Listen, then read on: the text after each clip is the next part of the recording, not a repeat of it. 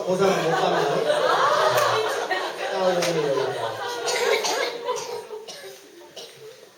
320만 명이에요. 부산이 거의 다 들어가고 울산이 몽땅 들어가요. 현대차 공장이 이렇게 되면 어떻게 됩니까? 현대차 공장의 직원이 출근을 하면 경찰이 막아요. 못 가게. 이런 상황이 되는 거예요. 생각해 보세요. 어떻게 될 것 같아요? 우리나라가? 피폭돼서 암 걸려서 죽으려면 한 20년 걸리죠? 이렇게 돼버리면 한 달 만에 한국 경제가 끝나버릴 것 같은데 안 그렇습니까? 요 일이 일어나면 어떻게 되겠어요? 이 320만 명이 집에 못 가니까 모두 튀어나와야 되겠죠, 밖으로? 그러면 일시적으로 집값이 상승할 가능성이 크죠. 어떻게 해야 돼요, 그때? 어떻게 해야 돼요? 계속 그냥 있어야 돼요, 안 팔고? 네. 아니야. 저는 여러분 제 강의를 들어왔기 때문에 생명의 말씀을 말씀드리는데 아까 말씀드렸죠. 핵사고는 어디서 나든지 간에 남한 전체가 고농도 오염지역이 된다. 그리고 그 고농도 오염지역은 적어도 500년 내지 1000년 동안 오염된 물질들을 내기 때문에 건강한 음식이 나올 수가 없어요. 끝납니다. 사후 대책 없어요. 불가능해요. 땅이 완전히 다 오염이 되어 있는데 어떻게 해서 거기서 살아요? 그래서 핵사고가 나면 여러분이 해야 될 일은 단 한 가지 뿐입니다. 반핵운동을 해요? 아니죠. 지금 일본 반핵운동 할 때입니까? 아니에요. 탈출할 때입니다. 일본에서 지금 반핵운동 열심히 일어나고 있어요. 너무 늦었어요. 지금 반핵운동 할 때가 아닙니다. 일본은. 탈출해야 될 때예요. 여기서 사고 났다. 어떻게 해야 돼요? 살짝 땅값이 오를 때 팔고 이민을 가야 돼요. 남한에는 안전한 곳이 없습니다. 진짜예요. 여기 사시면 죽습니다. 대대손손 암 환자예요. 어떻게 할 거예요? 모든 먹는 것들이 다 오염되어 있어요. 방사능에. 어떻게 할 거예요? 방법 없습니다. 그래서 320만 명이 튀어나올 때 집값이 살짝 오르면 그때 털고 이민을 가되 핵발전소 없는 나라로 간다. 그리고 영주권이 없을 테니 불법 이민을 간다. 근데 가서 좀 개기면서 이렇게 하면 가능해요. 안 들어져요. 한 10년 노력하면.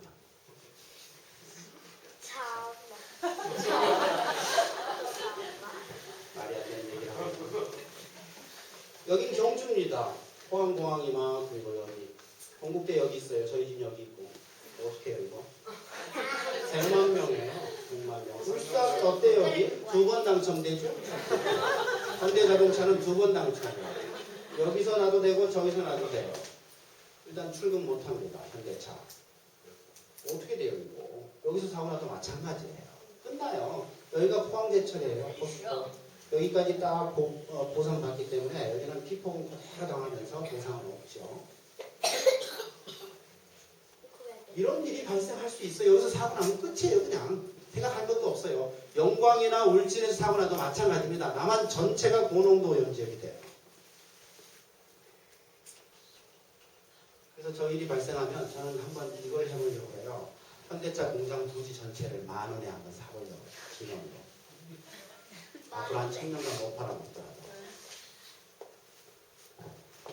국내 핵발전소 점검 결과입니다. 우리 대통령께서 발표는 물론 그렇죠. 일본에서 핵사고 나긴 했지만 우리나라는 완전 정책의 변함이 없다라고 발표를 했잖아요. 아까 그 4개 나라 있었죠. 그렇게 하긴 했어도 일단 국민들이 불안해하고 저희도 좀 불안했을 것 같아요. 그래서 국내 핵발전소를 점검해라. 특히 지진과 쓰나미에 대한 대비 상태를 좀 점검해라 라고 명령을 한 거고 그래서 소위 전문가들 한 50명 정도가 우르르 몰려다니면서 점검을 했어요. 그리고 그분들이 내놓은 보고서입니다. 이게. 그 보고서 내용을 보면 국내 모든 핵발전소 지진이 일어나도 자동 정지되지 않아요. 자동 정비 시설 한 개도 없습니다. 일본은 모두 있죠. 그래도 사고가 났죠. 우리나라는 한 개도 없어요. 지금 만들고 있어요. 월성 1호기에 수소 제거 시설이 없어요. 아이고 어떻게? 딴 데는 다 있는데 요거만 없네. 황급히 만들어서 가서 끼웠어요. 굉장히 빠르더라고요. 2달 만에 끼우고. 저는 한 1년 걸릴 줄 알았거든요. 2달 만에 갖다 끼워요. 월성 1호기, 고리 1호기 나이 제일 많은 놈들이죠. 얘들은 수소 시설이 제대로 되어 있는데 나머지 19개는 수소 제거 시설이 있긴 하되 모두 전기로 가동돼요. 전기가 끊기는 상황. 이번 고리 1호기도 전기 끊겼었죠. 후쿠시마도 전기 끊기는 상황이죠. 외부 전기가 끊기면 가동 안 합니다. 그래서 그 보고서의 맨 뒤에 건의사항에서 이거 전부 전기로 가동하는 거 말고 배터리로 가는 걸로 바꾸시오라고 거기에 건의를 해놨어요. 지금 그거 바꾸고 있는 중이에요. 한 개씩 지금. 여태까지는 그냥 이 상태로 있었던 거예요. 그리고 울진 1, 2, 5기, 월성 1, 2, 3, 4, 5기 이 6개 여기는 수소 농도 측정기가 없네. 수소가 지금 발생했는지 안 했는지 알 수가 없네. 나머지 15개는 있어요. 그러니까 수소 제거 시설을 틀어야 될지 말아야 될지를 알 길이 없어. 이게 없어요. 이런 상황이에요. 그리고 고리 1, 2, 3, 4분의 해수면보다 6m 높아요. 7m짜리 쓰나미 오면 덮입니다. 그러니까 그 건의사항에 뭐라고 되어 있냐. 방벽을 10m짜리를 세웁시다 라고 건의하고 있어요. 지금 공사하고 있어요. 그 공사. 방벽을 10m짜리를 만들고 있어요. 그거 쓰나미 막을 수 있을까요? 나는 모르겠어요. 그거. 절대 못 막아요. 이런 상태입니다. 지금 이게 뭐예요? 우리나라의 핵발전소 위험 요인 중에서 지진과 쓰나미라고는 한 가지 원인에 대한 대비 상태가 이렇습니다. 핵발전소를 위협하고 있는 여러 가지 요인들이 많이 있겠죠. 그 중에 하나에 대한 거예요. 그러면 다른 위험 요인에 대한 대비 상태도 이 수준일 거다라고 짐작하는 게 맞지 않겠어요? 자, 그럼 여러분은 이제 어땠어요? 사고 내용도 좀 보셨고 지진에 대한 대비 상태도 보셨어요. 어떻습니까 지금? 여러분이 평가하시기에 100만 분의 1의 확률로 사고 나겠어요? 배울 때. 아니면 여태까지처럼 80분의 1의 확률로 사고 나겠어요? 아니면 여태까지 사고 안 난 게 정말 천만다행이다 이런 생각 혹시 안 드십니까? 저는 정말 그런 생각 들어요. 너무 고장도 많았고 얼마든지 대형 사고가 날 수 있는 상황이었어요. 고리 1호기 이번에 사고 난 것도 그럴 수 있었죠. 12분 만에 갖다 전선을 깼으니까 됐지. 만약에 그 사람이 판단을 잘못하고 우왕좌왕하고 이거 틀었다 안 되네 저거 틀었다 안 되네. 그래서 30분 넘어갔다. 그럼 온도 더 올라가는 거예요. 50m까지 올라갔잖아요. 그 100도 넘어가면 그때부터는 핵발이 폭주하는 겁니다. 몇 분 사이에요. 후쿠시마 체르노빌 사고는요. 단 3초 만에 방사능 그게 피폭 이게 뭐야 핵반응이 아주 폭주한 거예요. 단 3초 만에.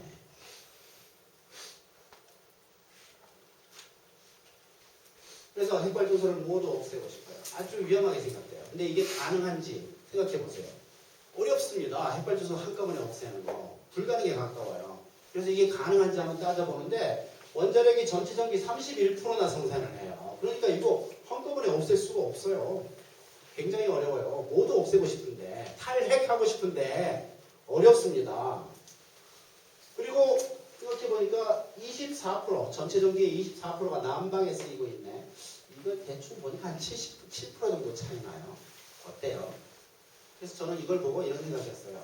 7%는 우리가 전략하고 전기 난방을 완전히 금지하면 핵발전소 23개 모두 스톱시킬 수 있겠네 라는 생각을 해봤는데 어때요? 그럴 것 같아요. 일단 한번 꼬나봅시다. 목표를 한번. 그리고 난 다음에 양수발전기 얘기를 해보면요.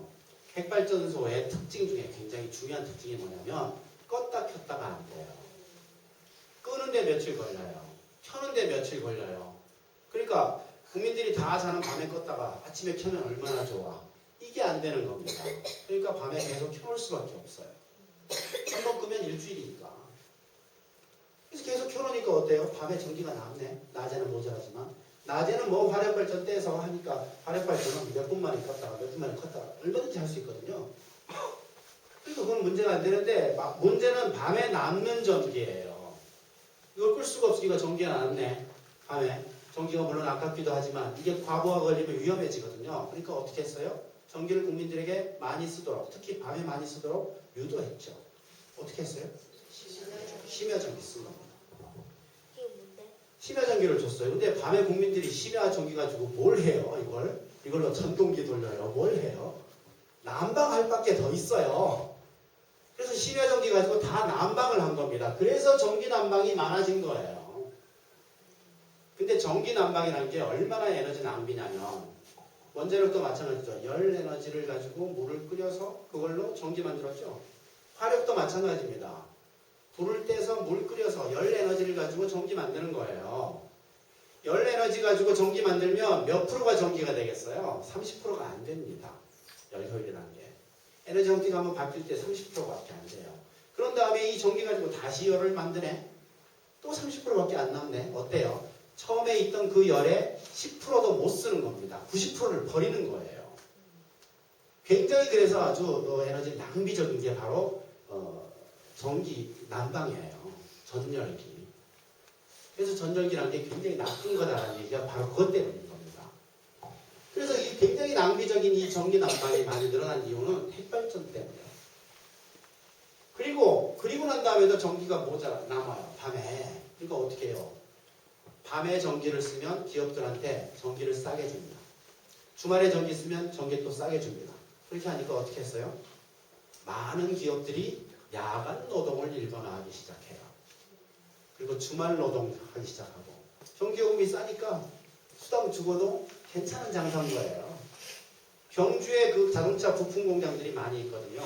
범퍼도 만들고 시트도 만들고 하는데 그 공장들이 모두 야간 노동을 해요. 야간 노동을 해요. 모두 하나도 빠짐하지. 그 노동자들 어때요 그러면? 일주일은 낮에 자, 일주일은 밤에 자, 그 다음 주 낮에 자, 그 다음 주 밤에 자 이렇게 하는 거예요. 근데 이 야간 노동이라는 것은 굉장히 몸이 피곤합니다. 아마 해보신 분 계실지 모르겠는데 그래서 WHO는 야간 노동을 발암물질로 규정해요. 암에도 잘 걸립니다. 야간 노동은. 아주 나쁜 짓을 하는 거예요. 우라늄이라는 놈은 땅에서 나온 이후로 착한 일을 한 번도 해본 적이 없어요.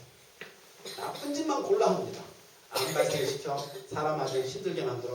그 다음에 아빠가 맨날 일주일 낮에 자고 일주일 밤에 자고 하는 애들하고 관계도 별로 어려워요. 유지하기가. 어쨌거나 야간 노동을 아주 일반화시키고 주말 노동을 일반화시키는 그런 일에 핵발전소가 기여를 하고요. 거기다가 양수발전소 그래도 전기가 남네. 어느 순간에 그럼 어떻게 해요? 할 수 없이 이제는 정말 전기를 버려야 돼요. 안 그러면 과부하 때문에 안 되니까. 그래서 어떻게 버리냐? 우리나라에 있는 굉장히 큰 저수지들 많이 있어요. 이 저수지의 물을 꼭두 새벽에 전기 나올 때 옆에 있는 산꼭대기 위로 쫙 퍼올립니다. 양수기. 거대한 양수기를 가지고 쫙 퍼올려요. 전기 많이 쓰죠.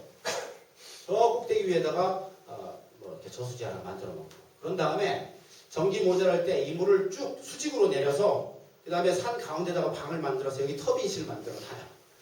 그래서 이 수력 발전하겠다는 거예요. 그래서 양수기가 아니고 양수 발전기인 겁니다. 이 양수 발전기라는 거는 그래서 핵발전 때문에 반드시 만들어야 되는 거예요. 핵발전이 있는 나라는 무조건 양수 발전기에 따라오게 돼 있어요. 하나 만드는데 1조 원. 15개 있어요. 15조 들었어요. 핵발전소 4개 지을 돈이에요. 그걸로 재작년에 만든 전기의 양이 얼마냐. 핵발전소 4개 지을 돈으로 지었지만 여기서 만든 전기는 핵발전소 1개의 1%. 그래놓고 이름이 발전기예요. 굉장한 낭비를 하게 만드는 거예요. 400분의 1밖에 안 만들어요. 그래놓고 이름이 양수발전소예요. 굉장히 범죄 행위입니다. 이거는. 세금을 낭비하게 만들고 이거 지금 한수원 돈으로 한 게 아니에요. 양수발전소는 원자력 발전 그 원가에 안 들어갑니다. 15조나 들어갔지만 원가에 안 들어가요. 이거는 여기까지 그 핵발전소의 그 특징을 말씀드렸고 그 다음에 전 세계 트렌드를 한번 보겠는데요. 유럽의 절반은 핵발전소가 없고요. 나머지도 탈핵으로 향합니다. 탈핵하는 나라들 전부 유럽 나라들이었죠. 그리고 프랑스도 아마 밑으로 내려갈 가능성이 크고요. 그래서 전반적으로 유럽은 핵발전소가 줄고 있는 추세다라는 걸 말씀드리고요. 이게 굉장히 중요한 건데 미국이 핵에너지가 11.2%예요. 우리나라 31%죠. 이건 11.2%예요. 그래서 훨씬 적은데 재생 가능이 핵보다 많아졌어요. 작년 1, 4분기 때 처음으로 재생 가능이 더 많아진 겁니다. 이거 굉장히 중요한 사건이에요. 왜 이렇게 됐냐? 재생 가능 원가가 더 싸졌기 때문이에요. 핵발전 원가보다 재생 가능 발전 원가가 싸졌기 때문에 이게 바로 투자가 된 겁니다. 미국은 원가가 싸지고 사업성이 있죠. 바로 투자해요. 굉장히 이상한 나라예요. 1년 만에 바로 투자해가지고 재생 가능이 더 많아진 겁니다. 이야, 이거는 지금 우리가 여태까지 듣던 얘기하고 너무 다르죠? 지금 정부 통계를 보세요. 어떻게 돼 있습니까? 핵발전 원가가 태양광이나 풍력보다 10배 이상 더 싼 걸로 돼 있어요. 거짓말입니다. 핵발전 원가가 싸다? 거짓말이에요. 어떻게 20배나 비싸요? 핵발전이 태양광 발전이 핵발전보다 20배 비싼 걸로 되어 있어요. 풍력도 10배 비싼 걸로 되어 있어요. 그런데 어떻게 이렇게 많이 발전할 수가 있어요? 다른 나라 통계 보면 엄청나게 급성장하고 있는데 그걸 어떻게 설명할 거예요? 왜 재생 가능이 더 많아진 겁니까? 원가가 더 싸졌기 때문이에요. 미국은 원가가 더 싼데 왜 우리나라는 20배나 더 비싸냔 말이죠. 누가 거짓말하고 있는 겁니까? 시장을 보면 돼요. 이제. 전 세계 시장을 보면 됩니다. 보세요. 미국은 재생 가능이 11.6%가 됐죠. 처음으로 이게 많아졌고 그 다음부터는 계속 더 많아질 겁니다. 이거는 그 자리에 있고 이거 계속 클 거기 때문에. 그리고 유럽은 모두 20%가 넘어요. 많은 나라는 70%가 넘습니다. 재생 가능이 뭔데? 태양광, 풍력, 지열, 수력, 수력도 소수력 이런 것들이에요. 그 다음에 바이오매스 이런 것들이 70%가 넘어요. 어떤 나라들은. 적은 나라도 모두 20%가 넘습니다. 우리나라는 1%가 안 돼요. 재생 가능이. 여러분도 잘 아시겠지만 우리나라에 태양광이 있어요? 풍력이 있어요? 뭐가 있어요? 바이오매스 합니까? 아무것도 안 해요. 1%가 안 됩니다. 지금. OECD 국가 중에서 꼴찌예요. 그것도 독도 꼴찌. 지난 2년 동안 핵발전소 말고 재생 가능이 줄어든 나라가 OECD 국가 중에 딱 하나 있어요. 네 글자예요. 대자로 시작하고. 아무도 안 가는 길 혼자 가는 겁니다. 1%도 안 되고 그나마 또 줄었어요. 올해 또 줄 거예요. 왜냐하면 그나마 있던 그 제도 없애버렸거든요. 태양광 판넬 지금 올해 설치하잖아요. 이거 한전에 이 전기 못 팝니다. 작년까지 팔 수 있었어요. 그 제도 없애버렸어요. 그나마 1%까지라도 이렇게 올라갔는데 없애버린 거예요. 팍 친 겁니다. 그럼 올해 또 줄을 거거든요. 3년 연속 재생 가능이 줄어든 나라. OECD 국가 중에 유일한 나라. 앞으로 영원히 나올 수 없는 기록. 그게 바로 대한민국이에요. 퀴즈 하나 냅니다. 이거 재밌어요. 현재 쓰고 있는 전기를 태양광만 가지고 생산하려면 국토에 몇 프로가 필요할까? 10배, 3배, 50%, 20%, 6%. 이 5개 중에 정답이 있습니다. 이것도 역시 마찬가지예요. 분위기를 잘 보세요. 제가 무슨 얘기하고 싶어요? 정답은 5번입니다. 국토의 6%예요. 제가 이 퀴즈를 왜 냈냐면 경상북도 도지사에 김관영 씨가 계시는데 이분이 원자력 클러스터라는 것을 경상북도에다 하겠다는 거예요. 그래서 그 내용을 살펴보니까 핵 재처리를 하겠다는 거예요. 플루토늄을 뽑겠다. 그래서 그거 반대 데모하러 갔어요.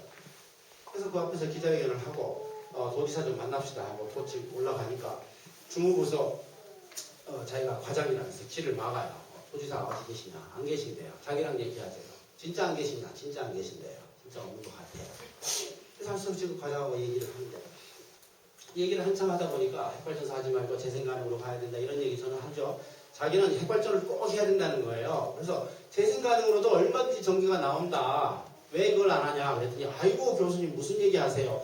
태양광 가지고 이 지금 우리나라 전기 많이 쓰는 산업들 많은데 그걸로 이 전기 생산하려면은 국토를 10번 덮어야 돼요. 태양광 패널로 이렇게 얘기를 해요. 그래서 그 말 당신이 잘했다. 일로 앉아라. 그렇게 앉혀놨어요. 나 옆에 앉고 계산기 갖고 와, 컴퓨터 갖고 와 해서 여기서 같이 계산하자. 계산한 겁니다. 태양광 판넬 제1제곱미터, 1제곱미터에서 나온 전기양 적었어요. 우리나라 전체에서 쓰는 전기양 적어. 그랬더니 찾아. 그랬더니 외우고 있더라고요. 중호부사니까. 그대로 쳐. 오케이. 그리고 난 다음에 계산하는 거예요. 이 전기 만드는데 필요한 태양광 판넬의 넓이. 나눗셈 한 번만 하면 됩니다. 그래서 계산기 갖고 나이스 했어요. 답 나왔죠? 적었어요. 우리나라 전기 전체를 태양광만 가지고 생산하는데 필요한 태양광 판넬의 넓이가 나온 거죠. 그 다음에 인터넷으로 국토 넓이 찾아서 비교해. 그랬더니 국토의 2%. 국토의 2%. 근데 정답은 왜 6%냐? 태양이 떠 있는 시간이 8시간이야. 그래서 곱하기 3 해줘야 돼. 솔직하게. 그래서 6%가 되는 거예요. 국토의 6%만 해놓으면 8시간 동안 태양광으로 지금 쓰고 있는 전기를 모두 생산할 수 있어요. 여기까지 얘기하니까 어때요? 자기 부하들 직원 다 보는 데서 지금 굉장한 창피를 당했잖아요. 저한테 하는 소리가 이런 얘기를 해요. 아이고 교수님 태양광 판넬 해놓으면요 그 밑에 햇빛이 안 들어오기 때문에 생태계가 완전 작살이 나요. 그 굉장히 위험한 거가 아주 오염이 심각한 거다 이렇게 얘기를 하더라고. 아이고 생태계 없는 데다 하면 어떨까? 생태계 어디가 없어요? 경부고속도로 생태계 없죠? 이거 경부고속도로 따라서 위에다 쫙 태양광 판넬 꽂아. 어때요? 어떻습니까? 별로 좋은 생각은 아니에요. 그렇긴 한데 가능하다고요. 가능해요. 모자라면 호남고속도로 하고 그다음에 남해고속도로 하고. 제가 이 강의를 한 지가 좀 몇 달 됐는데 어제 재밌는 뉴스를 봤어요. 서부전력인가 뭐 그런 회사에서 대전 근처에 무슨 이렇게 신도시가 이렇게 만들어졌는데 거기에 자전거 길 위에다가 태양광 판넬을 쫙 하기로 결정했다고. 네, 그 사업을 시작한다네요. 내 강의를 어디서 훔쳐들었나. 가능한 얘기거든요. 왜냐면 밑에 생태계가 없으니까. 근데 사실 그 생태계 얘기는 굉장히 잘못된 얘기예요. 물론 이제 고속도로 얘기도 사실 잘못된 얘기입니다. 그렇긴 하지만 우리나라 주차장들 많잖아요. 주차장 그거 햇빛 가리면 좋잖아요. 꼭 먹고 알 먹고야 주차장 위에다 다 의무적으로 하는 거야. 괜찮은 생각이죠? 그거 할 수도 있고 그 다음에 뭐 하여튼 뭐 많습니다. 저기 뭐 인삼밭, 버섯밭 이거 전부 다 음지식물들 아닙니까? 음지식물 어차피 햇빛 가리잖아요. 태양광 판넬로 가리면 안 될까? 그렇게 가능할 거 아니에요. 그리고 여기다가 요즘은 필름 형태로 이렇게 건물에다가 이렇게 붙이면 된대요. 그냥 높은 서울에 있는 높은 건물들 그 남쪽 창문에다가 쫙 판넬 갈면 그 커튼 역할도 되고 전기도 나오고 얼마든지 가능한 거예요. 가능하니까 다른 나라들이 하고 있죠. 전 세계에 한번 그 트렌드를 보시면요. 깜짝 놀랍니다. 태양광 발전 잠깐 밑으로 쭉 내려와요. 이렇게. 시간이 갈수록 내려옵니다. 왜 내려오나요? 태양광 발전? 내려올 수밖에 없죠. 이 구조가. 왜 그래? 처음에 딱 태양광 판넬을 세웠어요. 그때만 돈 들어요. 그 다음에는 원료비가 안 들잖아요. 우라늄을 수입을 해야 돼요. 석유를 수입을 해야 돼요. 석탄을 어디서 사와야 돼요. 아무런 원료가 필요 없는 거예요. 녹색당 후보 중에 이런 얘기 하시는 분 있어요. 캐치프레이즈가 그거더라고. 자기 선거 캐치프레이즈인데 태양은 고지서를 보내지 않는다. 멋있더라고요. 안 그래요? 고지서가 없어요. 공짜예요. 그냥 하늘에서 내려오는 에너지예요. 그러니까 어때요? 날이 갈수록 평균 단가는 내려갈 수밖에 없죠. 태양광은. 그러지 않겠어요? 처음에 돈 많이 들지만 시간이 갈수록 단가가 떨어질 거 아니에요. 그러니까 평균 단가는 시간이 갈수록 내려갈 수밖에 없는 겁니다. 전 세계 핵발전소 개수고 1954년에 태어났어요. 쫙 올라갔어요. 80년대 이후에 20몇 년 동안 핵발전소 개수 늘질 않고 있습니다. 이건 뭘 얘기해요? 핵산업은 사양산업이라는 사실을 이 그래프가 아주 웅변해주고 있어요.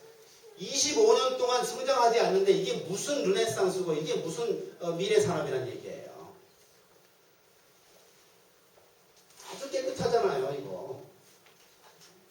그리고 이거 보십시오. 이거는 태양광 발전이 이렇게 크고 있어요. 이게 지금 독일 그래프인데 전 세계 그래프도 똑같이 생겼습니다. 1년에 50% 이상씩 성장해요. 미치겠어요. 전 세계가 1년에 50% 성장해요. 이런 사람은 역사적 있어 본 적이 없어요. 무슨 IT, 핸드폰 뭐 이런 거 1년에 10% 성장하면 급성장이라고 해요. 이거는 50%씩 성장해요. 태양광. 이게 경제성이 없는데 이렇게 성장할 수가 있겠어요? 핵발전에 20배인데 이렇게 올라갈 수가 있겠어요? 미쳤어요 이게? 전 세계가 50% 시장이 미쳤냐고 이렇게 성장할 수가 있겠냐고. 원가가 이렇게 비싼데 이게 지금 보세요. 태양광은 지금 이렇게 내려옵니다. 솔라 PV라는 게 태양광인데 단가가 시간이 갈수록 내려갈 수밖에 없어요. 이건 아까 말씀드렸고 누클리어는 올라갈 수밖에 없어요. 이건 왜 올라갑니까? 단가가? 올라갈 수밖에 없어요. 여태까지 안 들던 비용들이 지금부터 들기 시작해요. 첫 번째가 보존입행이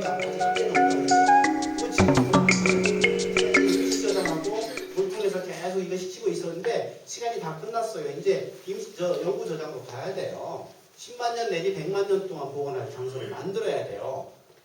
그거 굉장히 돈 많이 들 겁니다. 그 돈 누가 내요? 한수원이 낼 수 있어요? 못 내요. 그거 세금으로 내야 돼요. 누구 세금으로? 우리 세금 아니면 자식들 아니면 손자들 세금이에요. 다음 세대나 그 다음 세대한테 돈 뜯어먹는 겁니다. 그리고 10만 년 동안 관리비를 꾸준히 내고 있어야 돼요. 우리 100대손, 200도손이. 호주 할아버지가 아니고 100대 100대 후 할아버지가 쓴 정기요금을 지금부터 100대 후손이 내고 있어야 된단 말이에요. 그 관리 비용을. 건드리면 안 되니까 못 들어가게 경찰이 막고 있어야 돼. 10만 년 동안. 사기다. 그런 것들이 올라가는 겁니다. 거기다가 핵발전소 하나씩 없애면은 그 없애는 비용 굉장히 많이 들어요. 그 돔 건물 무지하게 큰데 그거가 보통 건축 폐기물로 처리할 수가 없어요. 핵 폐기물로 처리해야 됩니다. 그렇지 않겠어요? 방사성 폐기물 처리도 굉장히 비싸요. 그런 게 다 들어가야 돼요. 그리고 사고 나면 그거는 뭐 무한대의 돈이 들어가는 거죠. 일본 정부가 앞으로 들어가야 될 돈이 얼마나 많겠어요. 거기다 사고 안 나면 보험료 내야 돼요. 보험료 지금 적립이 되고 있어요. 근데 문제는 우리나라는 그걸 서류상으로만 적립한다네요. 돈은 어디로 가고? 신규 핵발전소 짓는데 다 썼다네. 그러면 사고 나면 100% 세금으로 때려박아야 돼요. 이런 상황인 겁니다. 그래서 이것까지 다 포함하면 뉴클리어는 올라갈 수밖에 없는 거고 2010년도에 크로스오버를 한 겁니다. 역사적인 교차점을 지난 거예요. 재작년에. 재작년부터는 뉴클리어가 더 비싸졌어요. 태양광보다. 참고로 태양광이 재생가능 중에 제일 비쌉니다. 제일 비싼 태양광보다 더 비싸졌어요. 뉴클리어는. 그러면 뭘 얘기해요? 지구 위에서 가장 비싼 에너지 핵발전이에요. 그러면 정부는 어떤 근거로 이거를 싸다고 얘기하냐? 원가를 완전히 속이고 있어요. 핵발전소 짓는 비용하고 그 다음에 거기 인건비하고 그 운영 비용만 딱 계산해요. 그래놓고 지금 싸다는 거예요. 뒤처리한 비용 모두 안 들어가 있습니다. 그거 다 집어넣으면 이게 맞아요. 이 그래프 그린 사람들 듀크 대학 교수예요. 미국 데이터 가지고 한 거예요. 굉장히 유명한 학자들이 만들어 놓은 데이터입니다. 저는 정부 데이터보다 이게 훨씬 더 설득력이 있다고 생각해요. 왜냐하면 시장이 그렇게 하니까. 시장이. 태양광이 성장하고 있잖아요. 풍력은 독일에서 20년 사이에 100배 증가했어요. 우리나라는 어때요? 아직도 풍력발전소는 관광지예요. 오죽 귀하면 관광지니까. 저는 영동에 그 풍력발전소 한번 보려고 차 몰고 2시간 올라간 적이 있어요. 경주에서. 멋있더라고요. 처음 봤어요. 그거 우리나라에. 얼마나 귀해요. 이 동네마다 있어요. 독일은. 심하게 얘기하면 집집마다 있어요. 그런 느낌이야. 곳곳에 있어요. 이거 보십시오. 이거 그린피스 자료인데요. 여기 지금 파란 거 보이시죠? 이게 풍력입니다. 이게 지금 이렇게 올라가니까 누계처럼 보이죠? 누계가 아니에요. 연도별로 신설된 거예요. 1년에 이만큼 만들어요. 1년에 이만큼. 그래서 전 세계적으로 풍력 발전은 1년에 20%씩 성장합니다. 이게 경제성이 없는데 이렇게 성장이 가능하겠어요? 말이 안 되는 소리죠. 노란 거는 태양광입니다. 지금 풍력보다 좀 적은데 어쨌거나 1년에 이만큼 만드는 거예요. 지난 한 5년 동안 그래서 1년에 50%씩 성장했어요. 그래서 이 추세를 계속 유지한다면 풍력보다 태양광이 더 많아질지도 모르겠어요. 이거는 20% 성장, 이건 50% 성장이니까. 이게 지금 경제성이 없는데 전 세계가 이렇게 성장할 수 있겠어요? 말이 안 되는 겁니다. 그래서 원가 논쟁은 볼 필요가 없어요. 시장이 지금 움직이고 있는 걸 보면 되지요. 이게 솔직한 얘기 아니에요. 기업들이 왜 여기 투자를 해요? 장사가 되니까 하는 거지요. 빨간 건 뭡니까? 핵발전. 어때요? 기하도 수적으로 증가하고 있어요? 성장하고 있어요? 이게 뭐예요 이거? 빨간 거. 르네상스 하고 있습니까 이거? 전 세계가.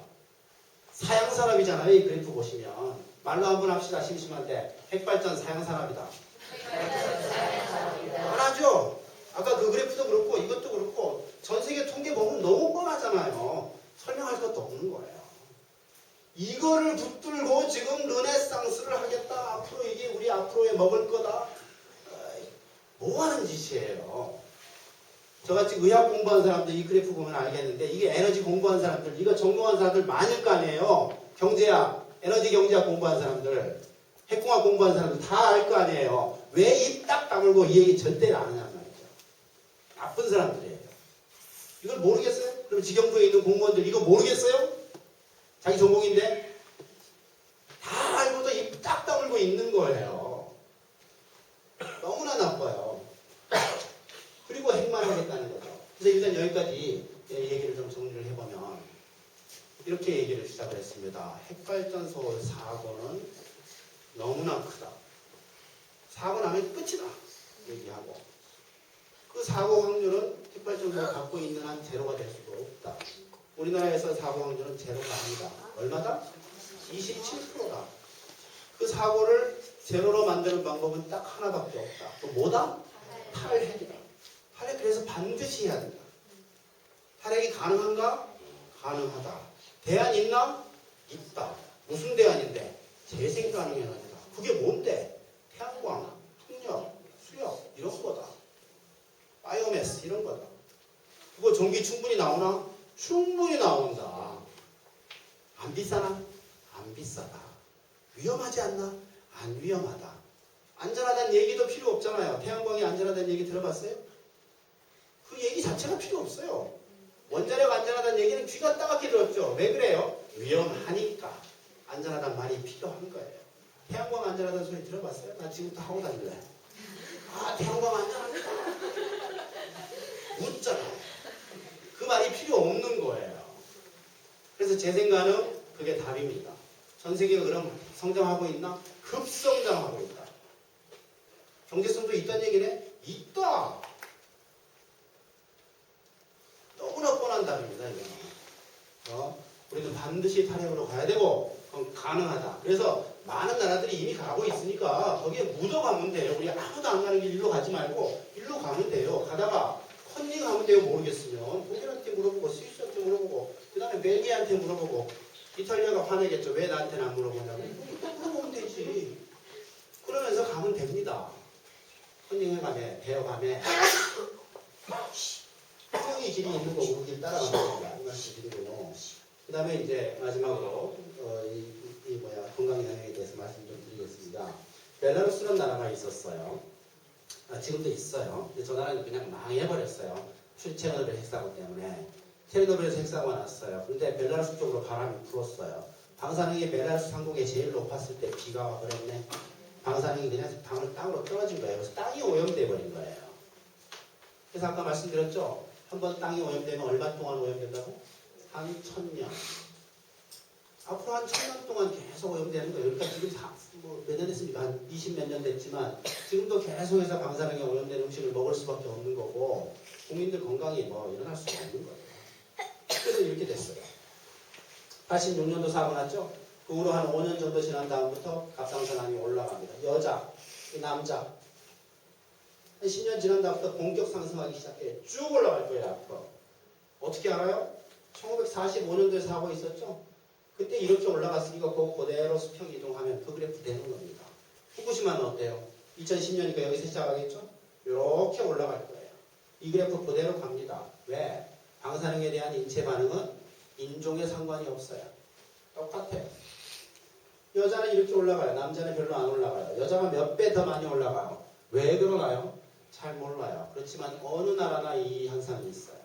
우리나라도 원전 주변의 주민들에 대한 방사능 암 발생 역학조사 했거든요. 여자만 많이 올라가요. 남자는 별로 안 올라가요.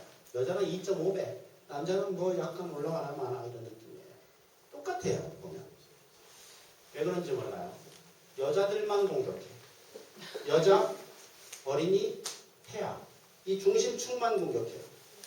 쓸데없는 남자들 살려주고 중요한 것만 공격해요.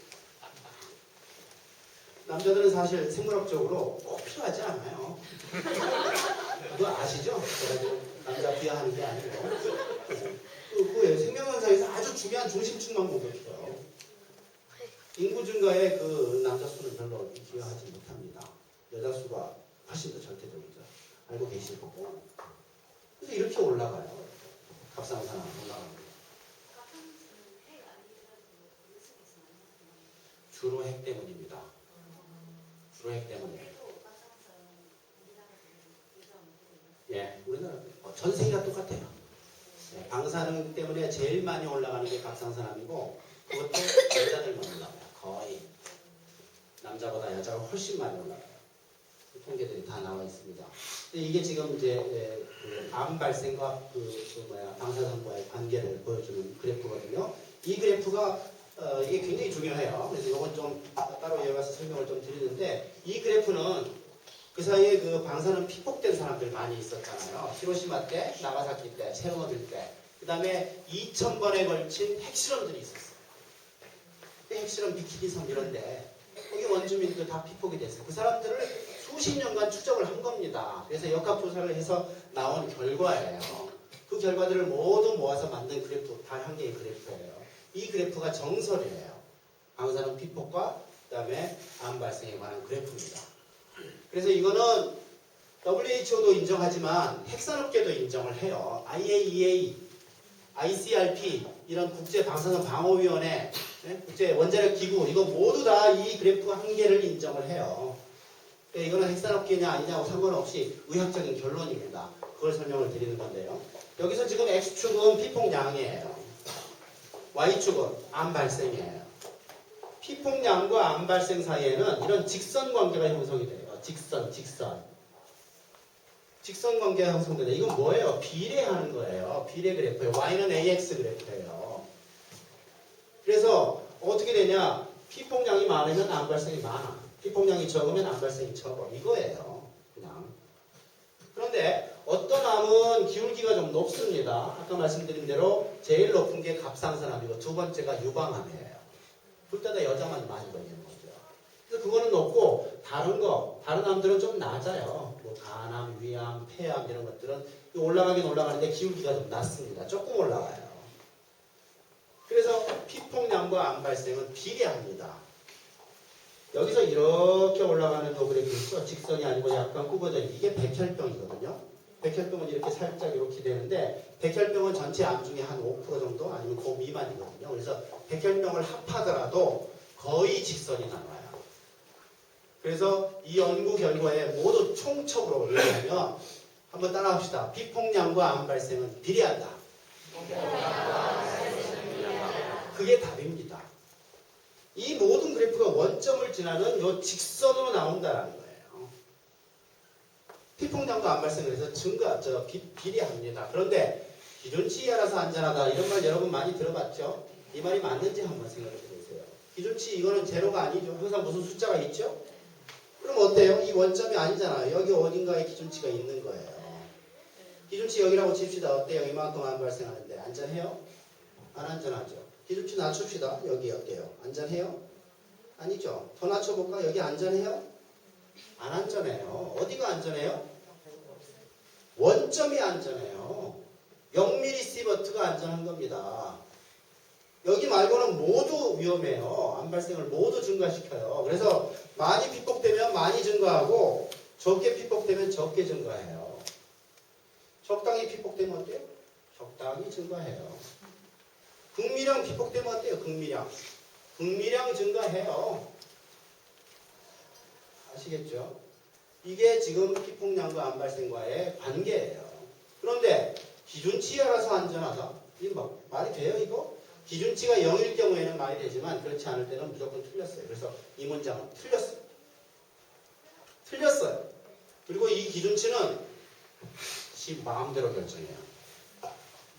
여러분 아시겠지만 1mS라는 기준치가 있죠. 전 세계적으로 같이 쓰이고 있는데 일본은 핵사고 난 다음에 이 기준치를 얼마나 올렸어요? 20으로 올렸어요. 20배. 왜? 20mm로 올려놔야 그 이상만 보상하고 그 밑에는 보상 안 해주는 거고 보상금을 적게 하려고 기준치를 올리는 거예요. 그래서 그 엄마들이 어린이에 대해서만큼이라도 올리지 말고 1mS 유지해라. 그런데 안 들어줬어요. 일본 정부 지금 어린이도 마찬가지로 20mS가 들어있어요. 그리고 먹을 거에 대한 기준치 우리랑 똑같이 370베크렐이었거든요. 킬로그램당. 세슘, 요오드 이런 거. 근데 일본 사고 나니까 500으로 올렸네. 우리는 370인데. 근데 이 숫자가 얼마나 높은 거냐면 아무리 찾아도 500 이상 되는 게 없어. 너무 높은 거예요. 370? 아무리 찾아도 높은 거예요. 그래서 일본이 얼마 전에 100으로 낮췄어요. 일본이 100으로 낮추는데 우리는 370 유지할 수가 없잖아요. 그래서 곧바로 우리도 100으로 낮췄어요. 이게 뭐 하는 짓입니까? 그게 기준치예요. 기준치는 의학적 안전하고 전혀 상관없는 숫자입니다. 이거 누가 결정해요? 한수원 직원들과 정부 공무원 공무원들이 결정해요. 의사가 결정해요? 아니에요. 공무원들이 결정해요. 의학적 기준이 아무런 의학적 근거가 전혀 없는 게 기준치라는 거예요. 그래서 이거는 관리 기준치예요. 안전 기준치가 아니에요. 그래서 의학적 결론, 이거는 아까 말씀드린 것처럼 피폭량과 암 발생은 비례한다라는 게 답이고, 기준치는 안전과 전혀 상관없다라는 게 또 답이고, 제가 만든 문장이 하나 있어요. 안전한 기준치는 0.0mS다. 제가 만든 문장입니다. 0mS. 방사능이 없어야 안전해요.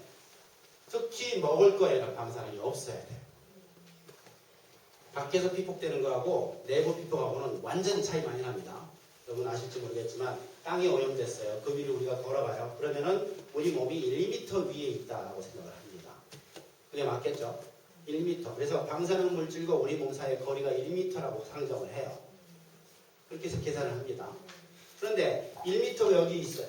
방사능 물질이. 내가 여기 있어요. 근데 이 거리가 만약에 10배 가까워지잖아요. 10분의 1로. 그러면 내가 받는 피폭량은 100배로 증가해요.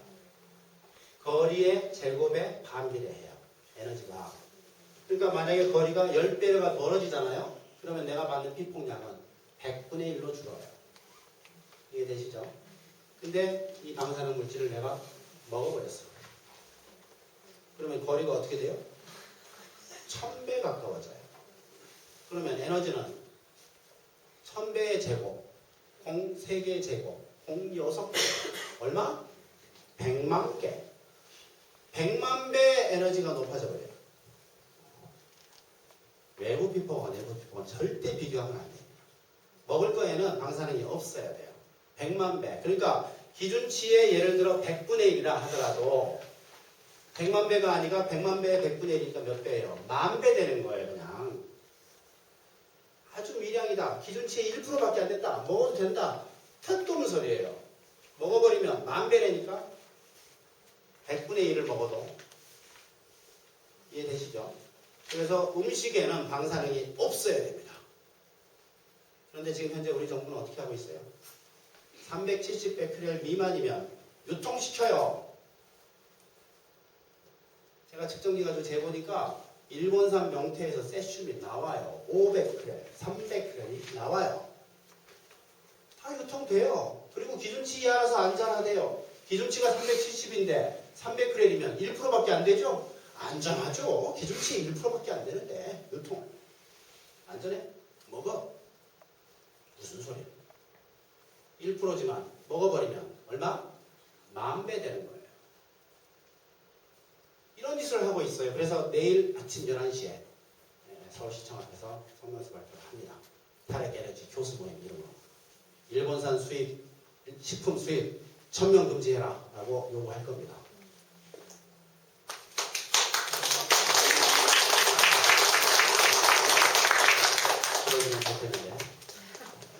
제가 그 사이에 재보니까 일본산 명태에도 나오고요.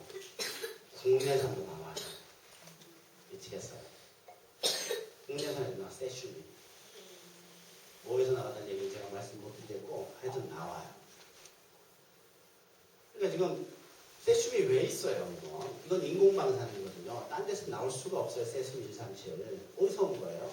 체르노빌에서 왔거나 아니면 핵 실험하다가 왔거나 아니면 우리나라 원자력 발전소에서 조금씩 나왔거나 아니면 후쿠시마에서 왔거나 이 중 하나란 말이죠. 어디서 또 나왔겠어요 이게. 우리나라 국내산에서 나온다니까요. 이거 조치해줘야 돼요. 근데 정부는 이 얘기만 해요. 기준치 이하라서 안전하다. 기준치 지 멋대로 무지하게 높게 만들어놓고 뭐든지 다 안전하다는 거예요. 일본에서 수입되는 것 중에서 기준치 이상 된 거 한 번도 없었어요. 식품안전 무슨 그런 부서 있죠? 농업 식품 하여튼 뭐 식약청 식품약품 하여튼 그거 있는데 거기 홈페이지에 들어가 보면 방사능을 측정을 맨날 해요. 몇천 번씩 했어요. 근데 결과표는 어떻게 돼 있냐? 적합 부적합으로 돼 있어요. 이게 얼마 나오는지 숫자가 안 나오네. 적합이라는 게 뭘 의미해요? 370베크렐 미만이라는 얘기예요. 아무 의미 없는 짓을 한 거예요. 부적합이 한 개도 없어요. 그 부서 뭐하러 재는 거예요? 뭐하러 재는 거예요? 일본에서도 오염 보면요 370 넘는 거 없어요. 일본에서도 그런 짓을 하고 있어요. 이게 지금 정부가 누구 편듭니까? 가해자인 도쿄전력 편드는 거예요? 아니면 국민 편드는 거예요? 지금 대한민국 헌법 1조를 좀 바꾸고 싶어요. 모든 권력은 국민으로부터 나온다? 아니다. 우리나라의 모든 권력은 도쿄전력으로부터 나온다. 이렇게 바꿔야 된다고 생각해요. 누구 편을 드는 거예요? 피해자인 국민 편을 안 들고. 그래서 요거 꼭 이 그래프를 하시고요. 마지막 결론, 일본은 못 일어날 거다. 저는 그렇게 생각합니다. 일본 망할 겁니다. 아마 못 일어날 거예요. 지금부터 이제 경제적인 영향을 주고 그렇지만 결국은 건강 문제 때문에 안 될 거예요. 그 오염도를 제가 이렇게 계산해 보면 앞으로 한 5년, 10년 지난 다음에 너무 많은 암 환자가 발생할 거예요. 못 견딜 겁니다. 헥사곤 나라가 망합니다. 특히 우리나라 같이 좁은 땅, 우리는 하여튼 어디서 터지든지 간에 전 국토가 고농도 오염 지역이 돼요. 못 사는 땅이 됩니다. 대대손손 여기서 못 살아요. 그래서 제가 답을 가르쳐드렸죠. 갈수록 빨리, 할수록 빨리. 대책이 없어요. 국토가 다 오염됐는데 뭘 어떻게 할 수 있겠어요? 어떤 노력도 무의미해요. 나라를 떠나는 방법밖에 없다. 사고가 나면 제가 생명의 말씀 드린다고 제가 그랬어요. 그래서 우리나라는 뭘 해야 된다? 이거 해야 돼요. 아주 똑똑해요. 그리고 이 탈핵은 가능해요? 불가능해요? 가능해요. 이런 나라들이 보여주고 있어요. 컨닝하면서 따라가면 돼요. 모르겠으면 물어봐도 되고 합법입니다. 이건. 탈핵은 가능하다. 그리고 그 탈핵은 대통령이 해야 돼요. 일본 보세요. 간 총리라는 사람이 처음에 사고 났을 때 총리였거든요.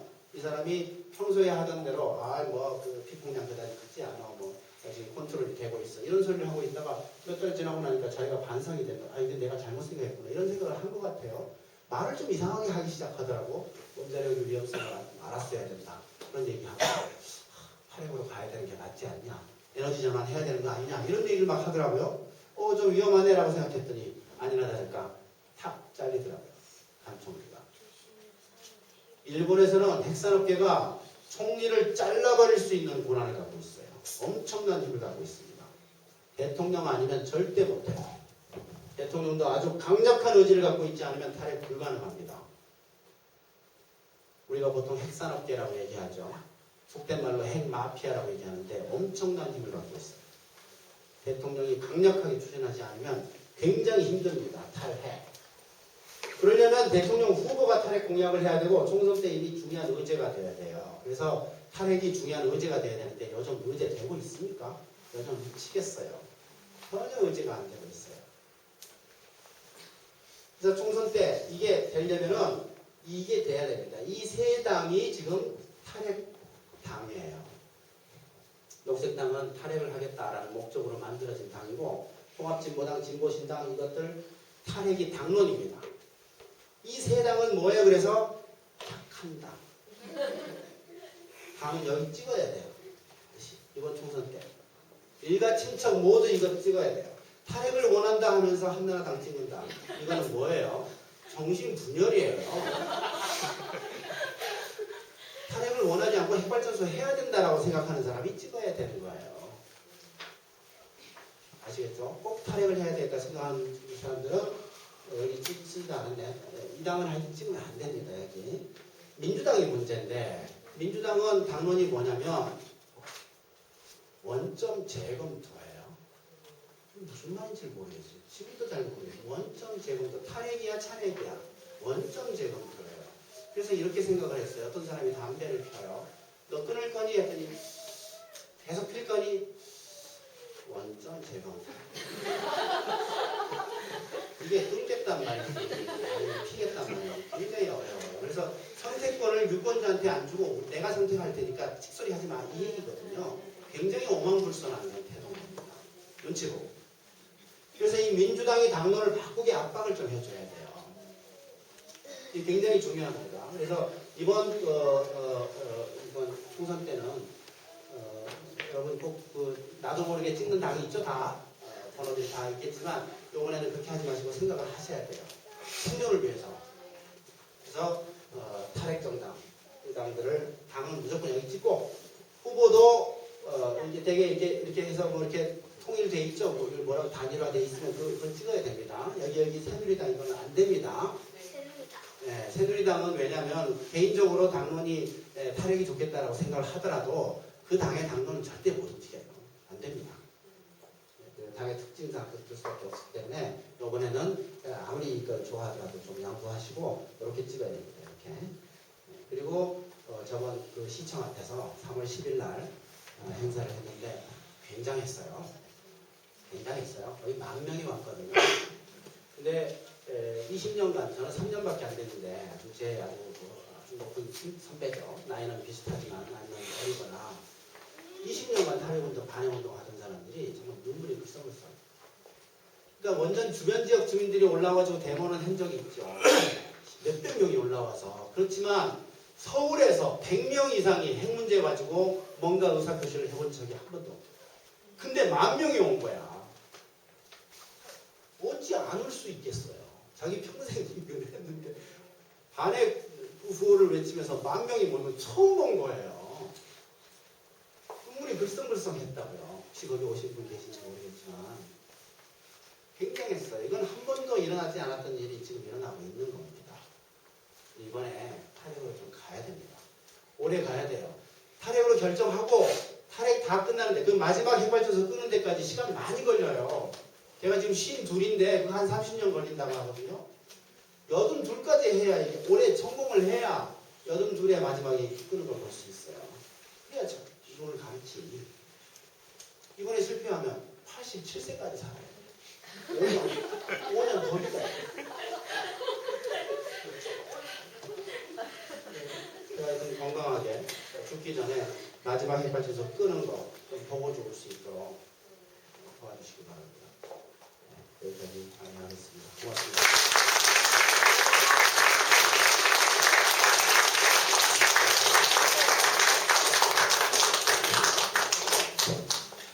재밌었습니다. 네. 거의 뭐 생동에 가깝죠. 그죠?